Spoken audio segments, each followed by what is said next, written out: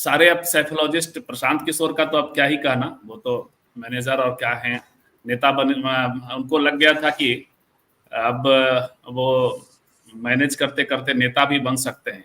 मैं उन जी शुरुआती मानने वाले लोगों में से एक रहा हूँ। जब उनके इंटरव्यूज पहले चलते थे तब जी भी ये मैं कहा करता था और बड़ा कोफ्त होता था कि एक मैनेजर कैसे राजनीति को प्रभावित करने वाला माना जा सकता है। मैनेजर मैनेज कर सकता है सीटों के, उनके उनका जो पैटर्न है, उनका पैटर्न ये है कि वो सीटों को कास्ट वाइज जानते हैं, समझते हैं, और उसका आंकड़े निकालते हैं, और उसके बाद उसके अनुसार स्ट्रेटजी बनाया जाता है।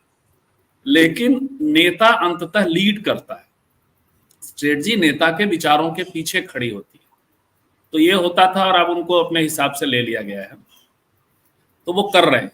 बिहार में वो सफल नहीं होंगे, नेता के तौर पे तो सफल किसी सूरत में नहीं होंगे, क्योंकि राजनीति का कोर्स होता है और वो कोर्स उनके उस तरफ नहीं जाएगा जिस तरफ वो ले जाना चाहते हैं। अगले 30 साल का कोर्स कुछ और होने वाला है। खैर, ये जो प्रसंग है अंडर करंट वाला, ये मोदी जी को समझ में बात आ गई है। वो समझ रहे हैं कि हमें 300 और सब जो नारे हैं, जो बात कर रहे हैं, वो कल जो चुनाव के बाद अमित शाह ने जो कहा कि हम तो 310 जीत गए हैं, पता नहीं वो साउथ के 132 सीटों का क्या करेंगे अभी तक जो चुनाव हुआ है।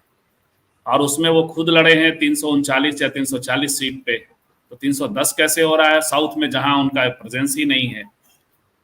तो वो समझ रहे हैं कि हम नीचे जा रहे हैं, हम ट्रेंड पर बात करेंगे, सीटों पे नहीं कर पाएंगे। क्योंकि एक सर कल क्या हुआ, मेरे साथ हादसा हुआ कि सुबह सुबह आंख खोला और फेसबुक मेमोरी देख लिया।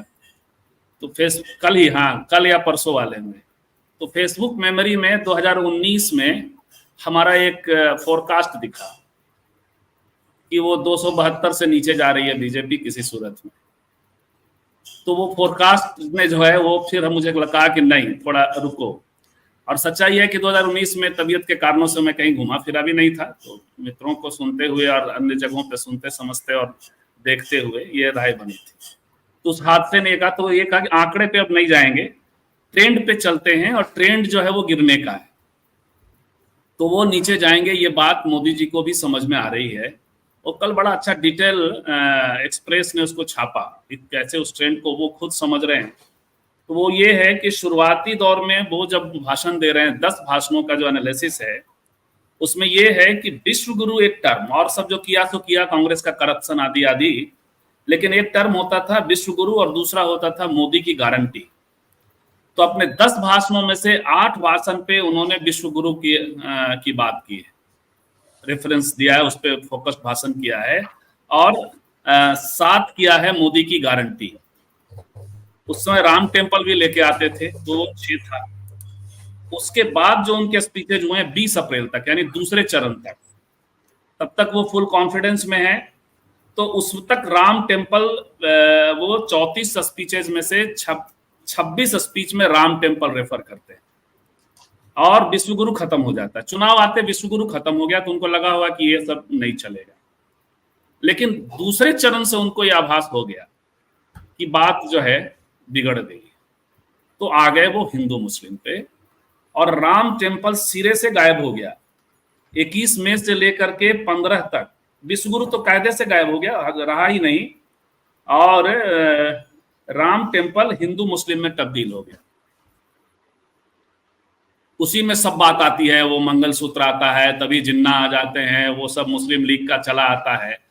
तो एकदम से सांप्रदायिक ध्रुवीकरण की एक कोशिश जो उनका टेस्टेड है। तो वो मुझे लग रहा है कि हम आपसे ज्यादा वो समझते हैं, उनकी अपनी एजेंसियां हैं, कि बात निकल रही है हाथ से तो संभालने की कोशिश, और स्पीड भी बढ़ा देते हैं अपने प्रचार का, चुनाव का, इंटरव्यूज देने का, और तमाम चीजों का ये कर लेते हैं। तो वो है। और तीसरी चीज जो करते हैं वो उसी भाषण में, उसमें वो SC/ST वेलफेयर की बात ये इसने लिखा है, लेकिन मुझे जो बात समझ में आ रही है वो क्या है, वो है संविधान वाली बात लोगों तक पहुंच गई है, ये बात मोदी जी तक पहुंच गई थी।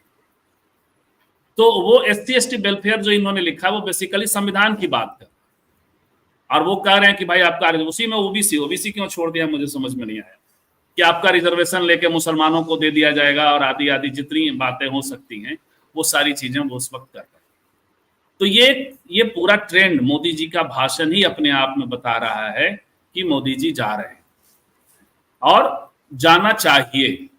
जाना कई वजहों से चाहिए। 10 सालों में जो उन्होंने फैब्रिक बिगाड़ने की कोशिश की है वो हम सब ने देखा है।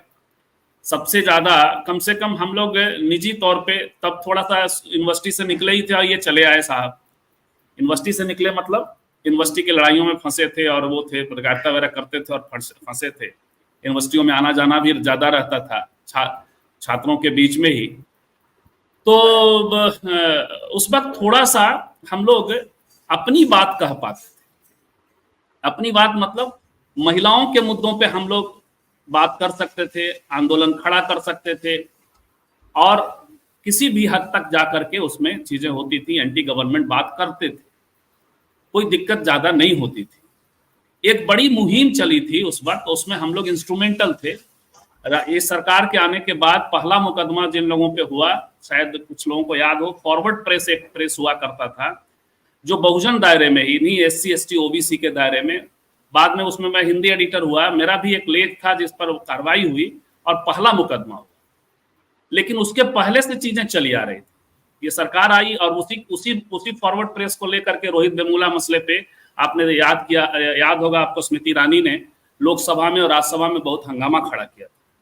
उसी की बात मैं कर रहा हूँ, उसी मुकदमे की भी बात कर रहा हूँ। तो उस वक्त जो है इतना तो था कि वो चीजें चल रही थी 2010-11 से, और देश भर में जगह जगह जब जब दुर्गा पूजा आता था तो एक महिषासुर आंदोलन का एक डिबेट छिड़ता था।